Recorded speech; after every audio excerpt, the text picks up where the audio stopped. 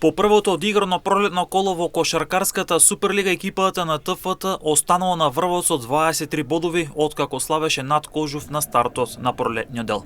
Актуелниот шампион МЗТ Скопје го држи второто место на табелата со бод помалку, откако славеше над маđари, а пак Пелистер доби драмата со Пелистер и останува на третото место со 20 бодови. Со по 19 бодови на делба на четвртото место се МКК Куманово и Кожув, а пак маđари кои со пораз ја отвори 2026 година и шести со 18 бодови. Продолжува резултатската криза на Работнички. Најтрофејниот клуб е седми со 17 бодови, а во следното коло против лидерот ТФТ ќе бара излез од резултатската криза.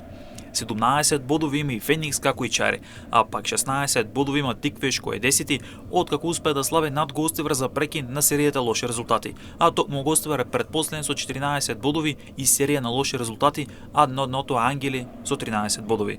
Во однос на статистиката, Ламар Вашингтон дојде до 50% на одиграна надпревар како играч на Гевгелиски Кожув. Досега реализираше 141 поен, што во моментот му дава најдобар просек на поени во лигата, 23,5 поени, со кој го надмени ефектот на Глем Амбр, кој во меѓувреме си замена од Гостивар, ако имаше просек од 21 поен по меч. Амархот од екипата на маđари има најдобар просек со 11,6 скока по меч. Урош Луковиќ од екипата на МКК Куманово е најдобар блокер, има по 3 блокади по меч.